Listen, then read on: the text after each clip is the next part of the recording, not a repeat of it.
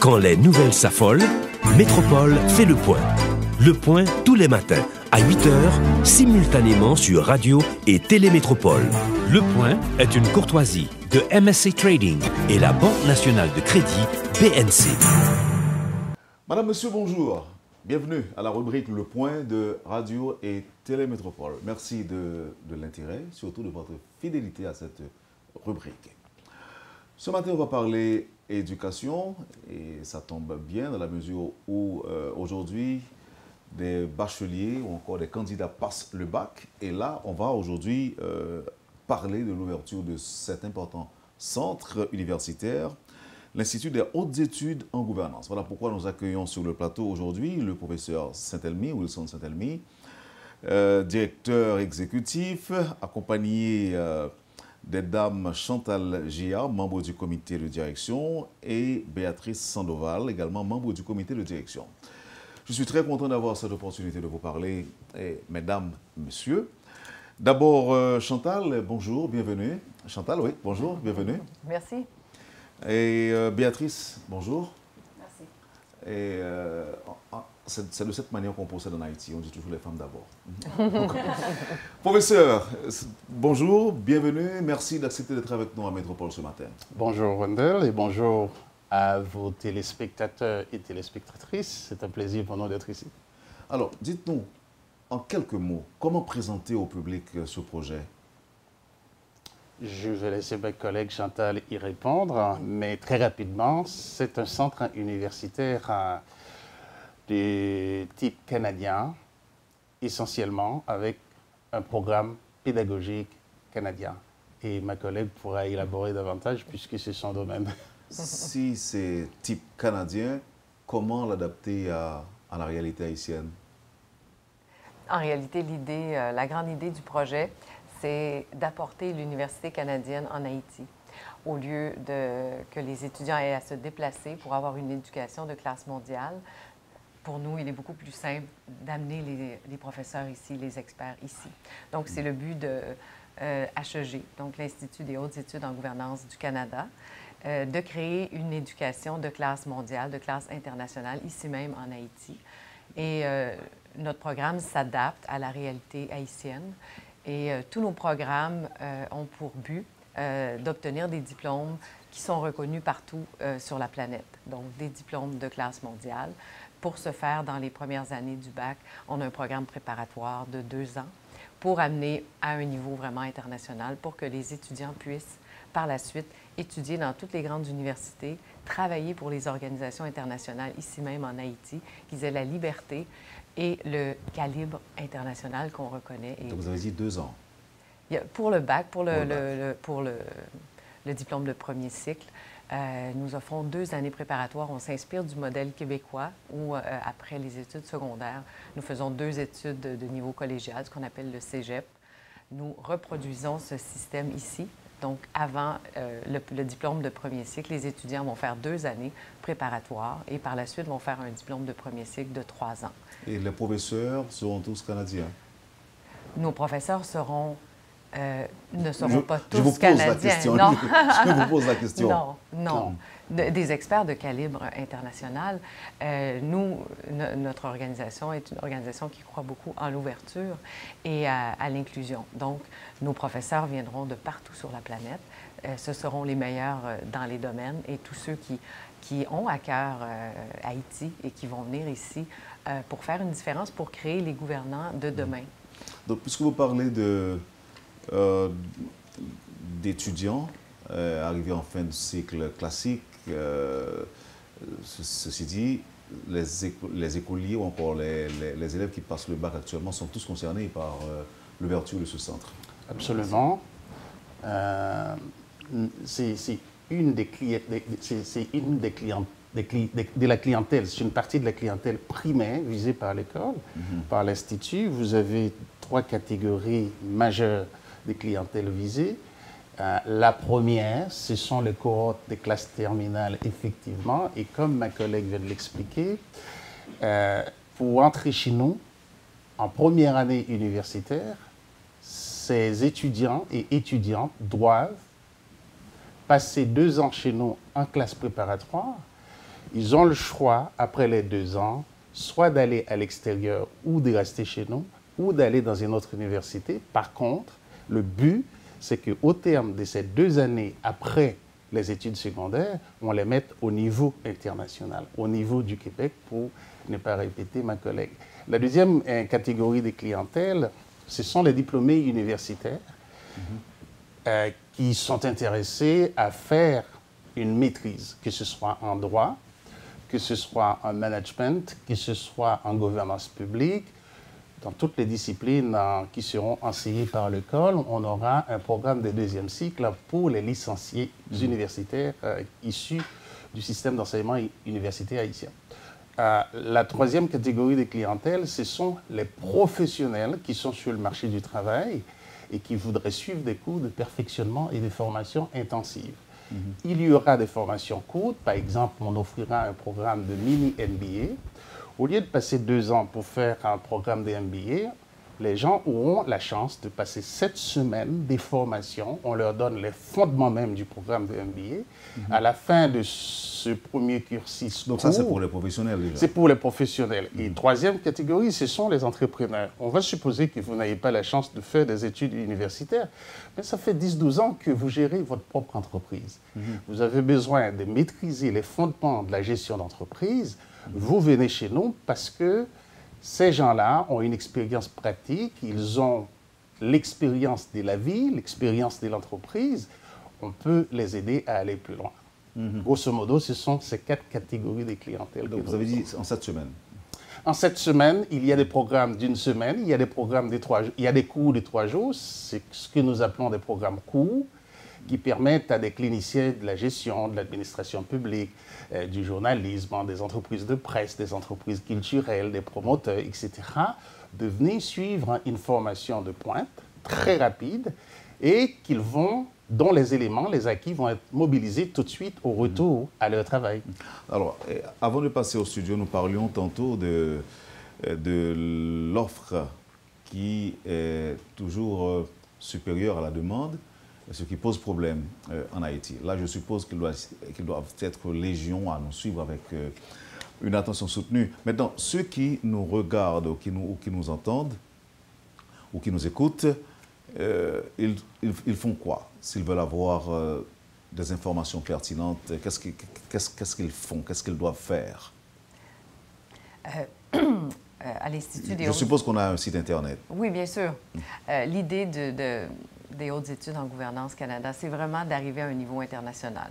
Donc, l'aspect numérique chez nous est essentiel. On parle d'une éducation qui va être hybride. En tout temps, les étudiants vont avoir... Chaque étudiant, premièrement, dans les programmes temps plein, vont avoir un ordinateur. Ça vient avec l'inscription. Pour qu'ils aient accès en tout temps, de partout où ils sont, à toutes les notes de cours, à toutes les recherches et la documentation qui est disponible dans les plus grandes universités. Donc, il y a un portail, un e-campus qu'on appelle, qui va être accessible aux étudiants et qui est d'ores et déjà accessible pour les inscriptions.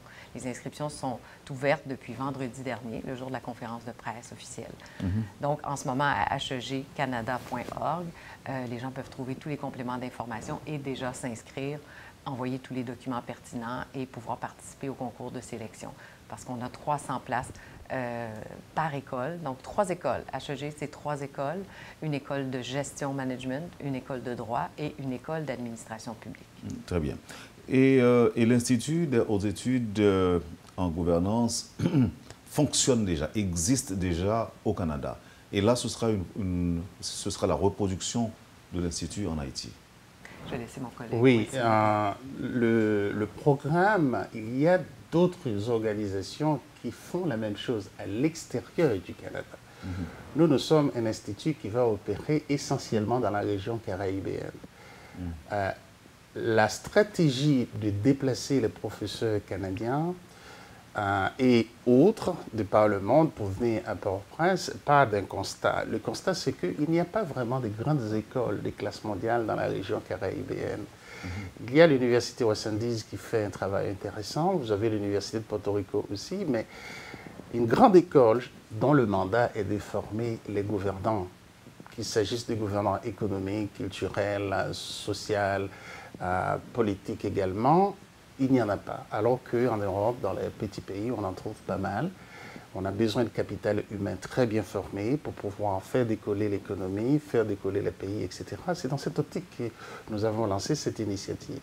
Donc, nous allons opérer sur le marché canadien. Je reformule la question. Ce n'est pas une reproduction d'une université qui existe déjà au Canada. Non. Ce n'est pas le cas. Ce n'est pas le cas. OK. Mais la façon dont ça va fonctionner, il y aura des partenariats avec les grandes universités canadiennes, où est-ce que nos étudiants ici, par exemple, ceux qui sont en deuxième cycle professionnel, vont pouvoir passer une session au Canada, parce que c'est une règle, c'est une norme, c'est une obligation chez nous, que les étudiants des classes professionnelles passent une session à l'extérieur. Ça peut être le Canada, ça peut être les États-Unis, ça peut être la République dominicaine, ça peut être en Martinique, Guadeloupe. L'important, c'est qu'ils aillent voir comment les choses se font ailleurs aussi. Donc, une démarche comparative. Nous avons planifié ce projet-là précisément pour répondre à une problématique haïtiano-caribéenne, si vous me permettez, en commençant avec Haïti, parce que vous avez bien soulevé le point, la demande dépasse de loin l'offre et en même temps, il faut apporter du nouveau. Il faut faire de l'innovation dans le système.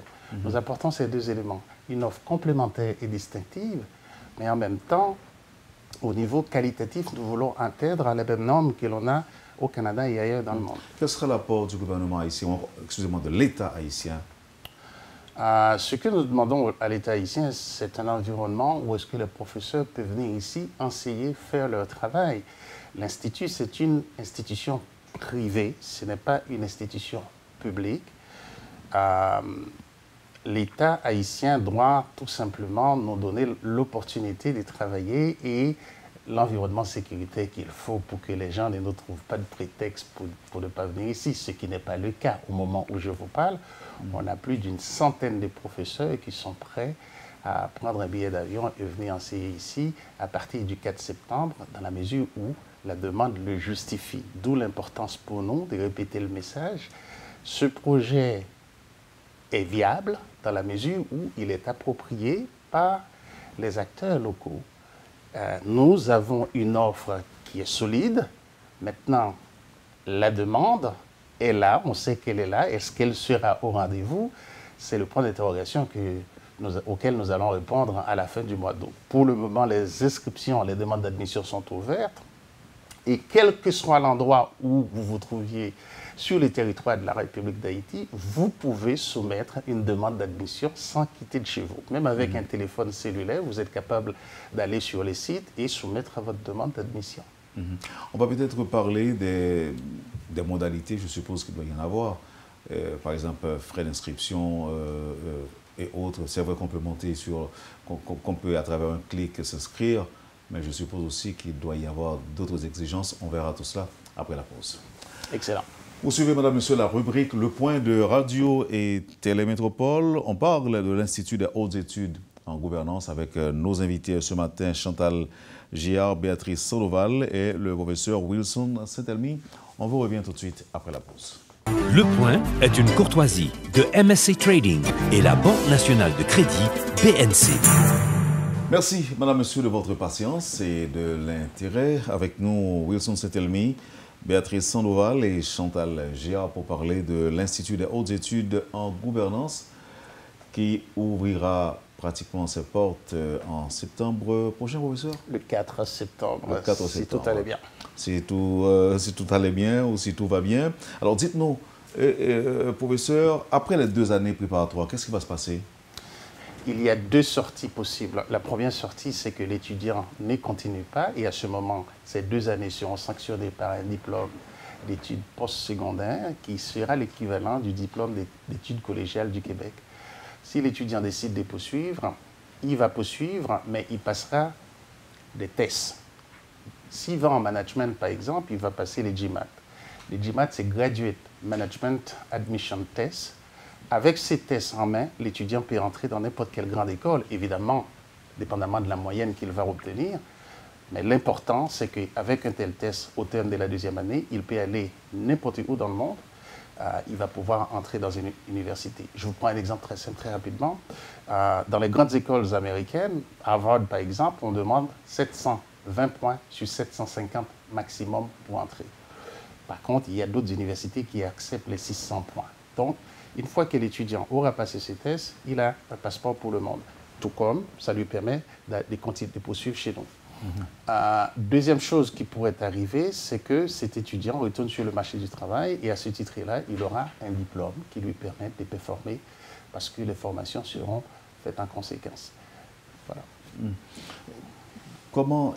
Quelles sont donc les réactions enregistrées en Haïti?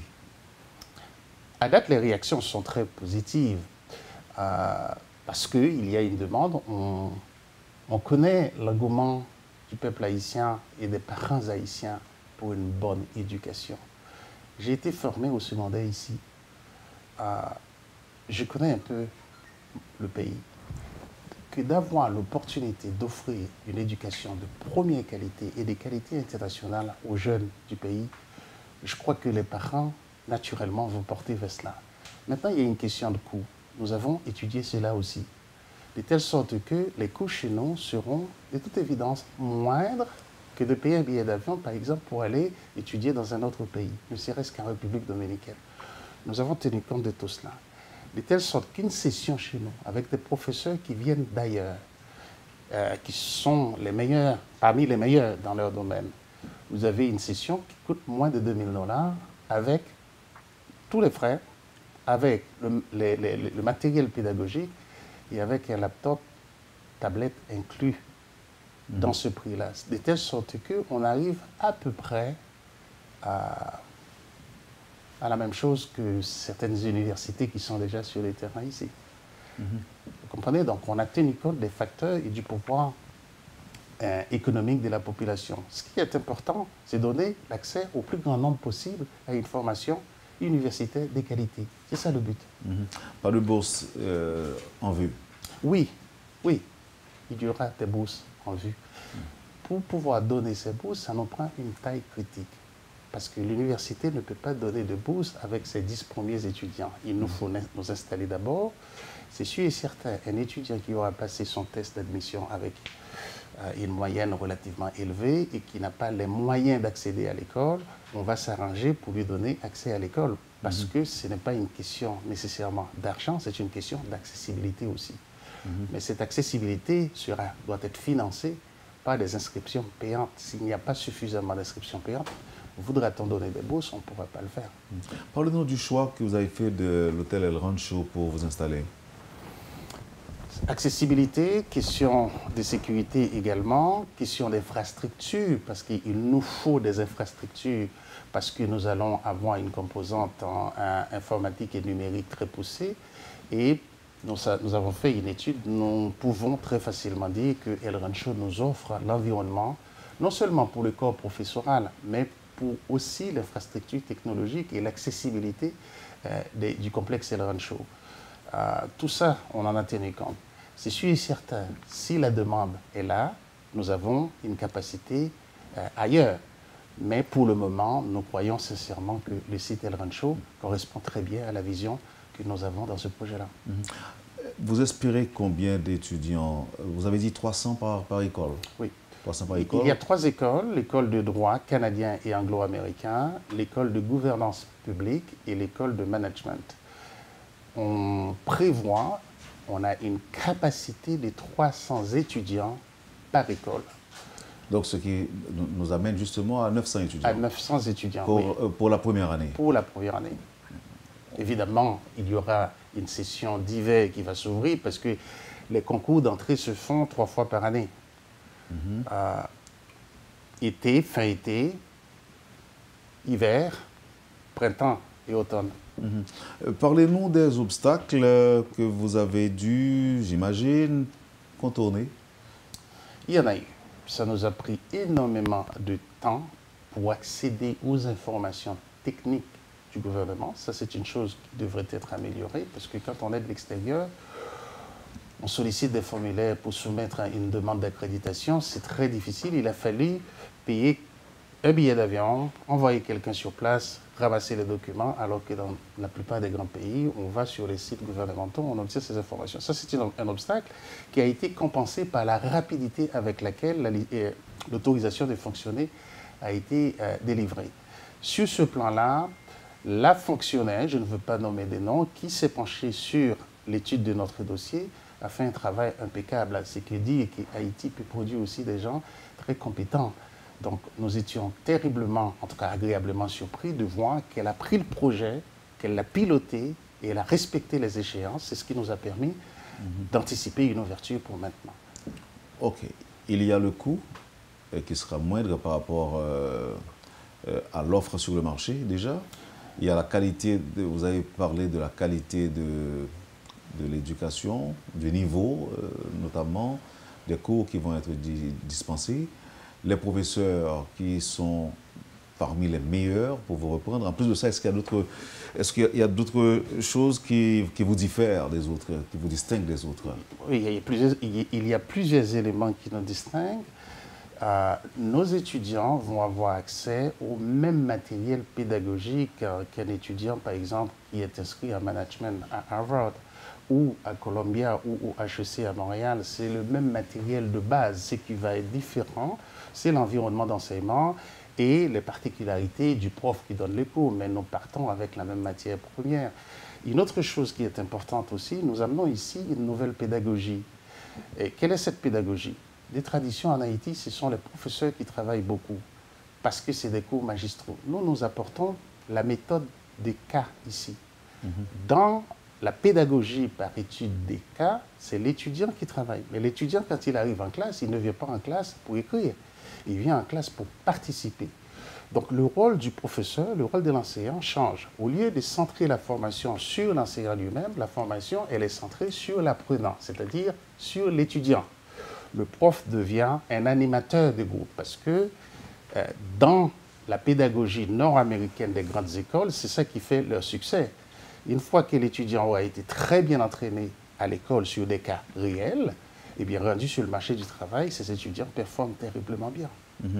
L'étudiant sera formé pour n'importe quel marché, alors que vous parlez de l'Institut comme étant l'école des gouvernants? Oui, parce que quand on parle de gouvernants, je sais qu'il y a une tendance à limiter la gouvernance à sa portion publique. Le gouvernant, c'est tout dirigeant, quel que soit le domaine, que ce soit les dirigeants économiques, entrepreneurial, culturel, sportif, entreprise de presse, vous êtes des gouvernants. Il ne faut pas confondre gouvernant et gouvernement, ceux qui exercent le pouvoir. Il y a un pouvoir économique à exercer également. Il y a un pouvoir culturel à exercer. Nous préparons les gens pour être des dirigeants, pour être des gouvernants. C'est-à-dire ce ne serait pas l'équivalent de leader, non? Non, c'est un peu plus que leader. Parce qu'on peut être un gouvernant sans être un leader. Alors qu'on ne peut pas être leader sans être un gouvernant. Il y a des gouvernants qui sont des gouvernants tout simplement, mais ce ne sont pas des leaders. Il y a des critères à respecter pour se faire appeler leader. Oui. N'importe qui ne peut pas s'improviser leader. Je ne sais pas ce que tu penses de ça. Ou bien est-ce que la parenthèse était malvenue, il faudra la fermer tout de suite? Peut-être. Mais il n'y a pas de mauvaise question. Peut-être la réponse n'est pas la bonne, mais les questions sont toujours bonnes. À moins que vous ayez donc l'idée de nous cacher des choses. Non, nous c'est la transparence. Tout ce que je viens de vous dire sont déjà diffusés dans nos portails. Parce que on doit être transparent avec la clientèle. Les coûts, la description des programmes, qu'est-ce qui va s'en sortir, etc. Je pense qu'on a un des sites les plus complets parce que si vous allez sur notre site, vous avez l'information, il est là. Tout ce qu'on souhaite, c'est que les gens fréquentent le site, visitent le portail et s'inscrivent en masse pour donner une vie concrète à ce projet. Parce que nous sommes ici pour ça, pour former des jeunes compétents, des jeunes capables de prendre en charge le destin économique, social, culturel et pourquoi pas politique.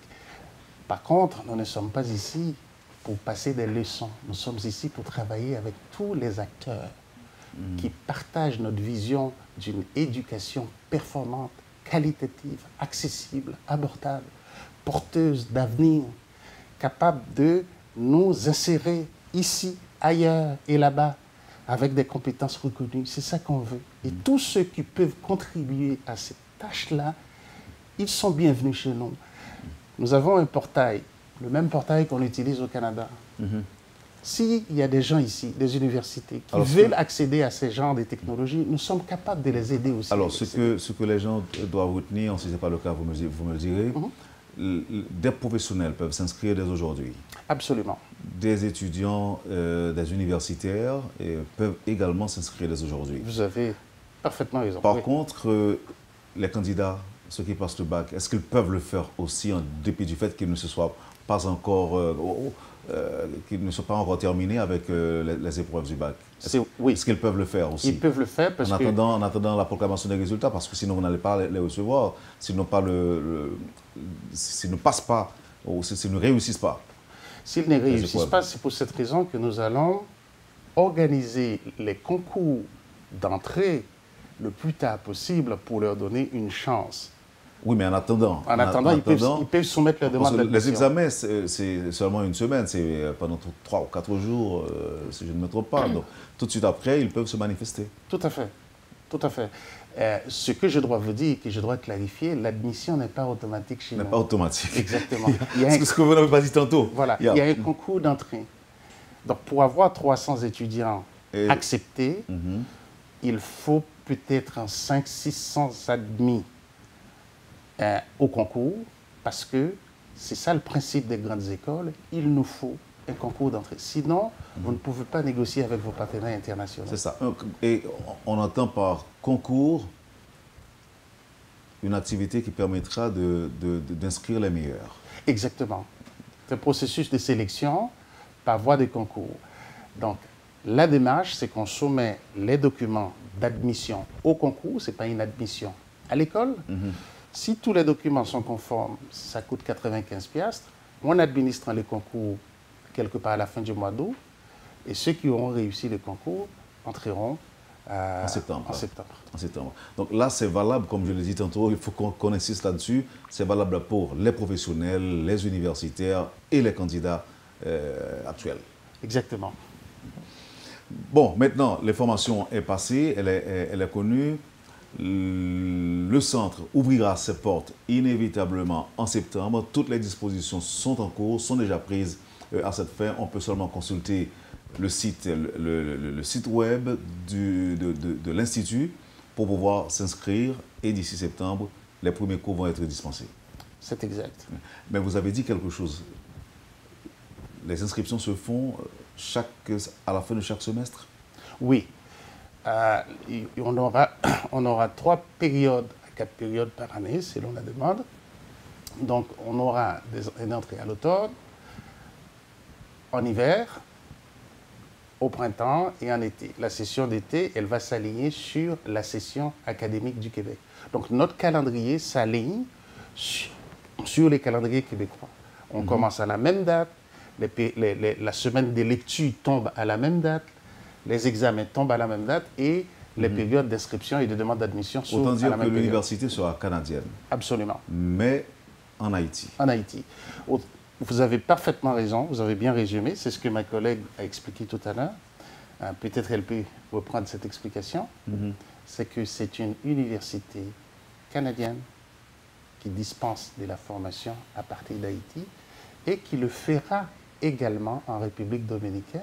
C'est ce qui explique la présence de ma collègue Béatrice Sandoval à côté. Oui, qui a choisi de ne pas parler. Exactement, parce qu'elle est ici pour monitorer, observer le processus d'implantation du campus en Haïti. Dès lors qu'on aura atteint la taille des 300 étudiants, elle va commencer à négocier avec les autorités dominicaines pour ouvrir un campus. Quelles sont donc vos impressions, Béatrice? Bon, vraiment, je suis très heureuse de participer ici et mettre en place le campus en Haïti. Et après, avec cette expérience, on va faire la même chose dans la République dominicaine. Et la demande est la même chez vous en République dominicaine? Oui, je pense que dans toute l'Amérique latine, on avait les mêmes problèmes parce que moi, je suis née au Venezuela. Ah, ok. Mais j'ai fait ma maîtrise en affaires au Canada. Parce que dans le passé, on n'avait pas aucune université avec les niveaux canadiens au Venezuela. Merci. Et Béatrice, c'est ça? Oui. Béatrice Sandoval. Alors, Chantal, vous avez quelques précisions à apporter sur l'université qui sera canadienne, mais opérationnelle en Haïti et ailleurs. Oui, certainement, j'aimerais, si nous approchons la fin, ce que j'aimerais mentionner... Nous sommes déjà à la fin. Oui, ce que j'aimerais mentionner, c'est que ce projet-là, avant tout, c'est une histoire de cœur. Les gens qui viennent ici, moi j'ai travaillé ici, je dirige des organismes caritatifs et humanitaires. Donc, j'ai fait des projets ici suite au tremblement de terre avec Architectes de l'Urgence Canada. Et nous sommes membres du comité de sélection aussi, et tous les experts, tous les professeurs, tous les gens qui sont impliqués dans ce projet, ce sont des gens qui veulent faire une différence en Haïti, pour Haïti, avec Haïti. Et nous sommes des gens qui croyons au potentiel. Et cette idée d'université canadienne, d'amener les experts étrangers, c'est que nous croyons pouvoir former des gouvernants, ici même en Haïti, qui vont travailler avec toutes les grandes organisations internationales qui sont ici au même niveau que tous les expatriés. Nous devons retenir que la motivation est humanitaire? Elle est humaine. Elle est humaine. Elle est humaine.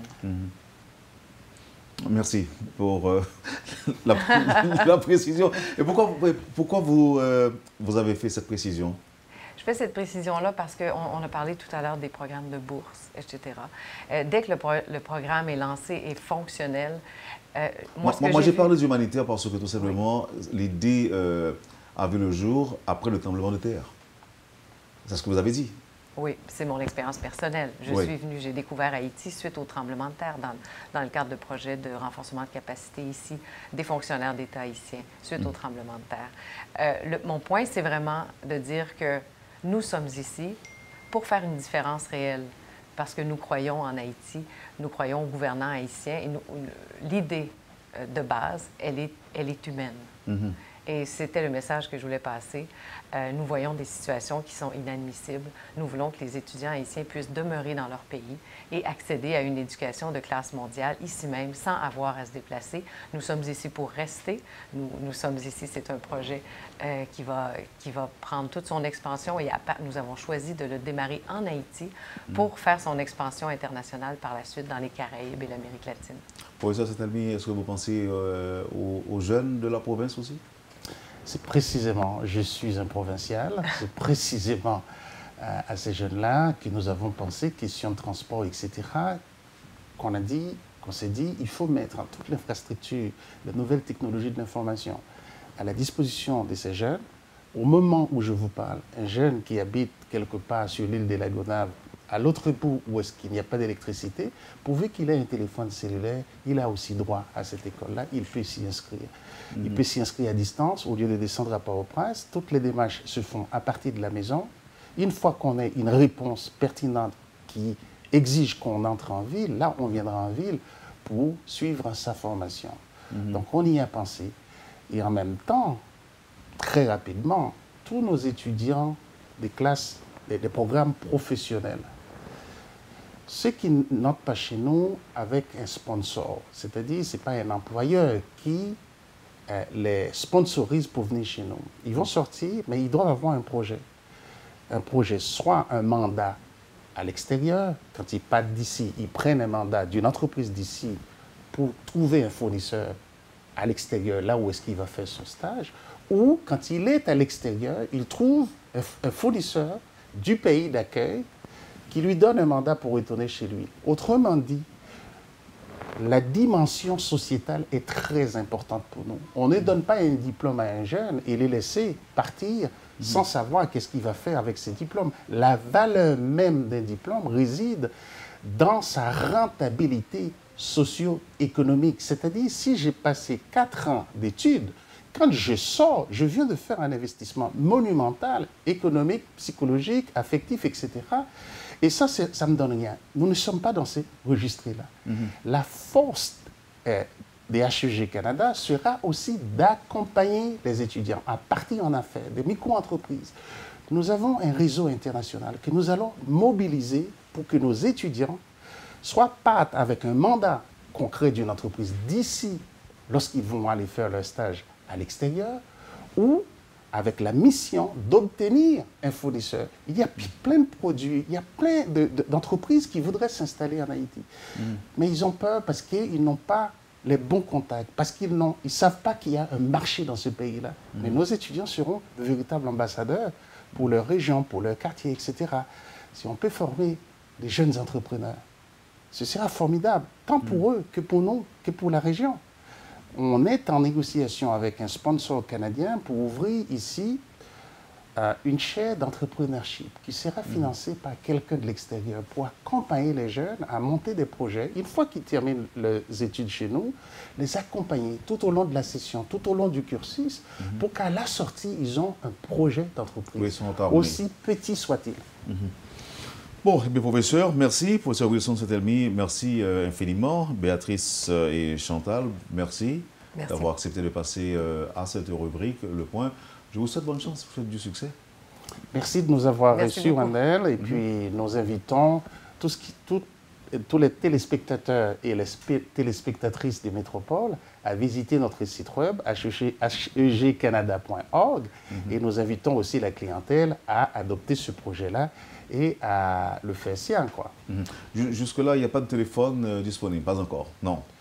Il y a des téléphones au Canada, oui, mais ici, nous sommes en train d'installer des téléphones. Nous sommes en train d'entreprendre les démarches pour installer un bureau permanent. Ce n'est pas encore complété, mais ça s'en vient parce que c'est un chantier qui doit bouger rapidement. C'est ça. Merci encore une fois et je vous souhaite du succès et à bientôt. Bienvenue. Vous avez suivi, madame, monsieur, la rubrique Le Point de Radio et Télémétropole. Chantal Lagière, Béatrice Sandoval et Wilson Setelmi, au nom de l'Institut des hautes études en gouvernance, étaient nos invités aujourd'hui. Passez une bonne journée et surtout une bonne semaine avec Métropole et à demain. Quand les nouvelles s'affolent, Métropole fait le point. Le point tous les matins à 8h, simultanément sur Radio et Télémétropole. Le point est une courtoisie de MSC Trading et la Banque nationale de crédit BNC.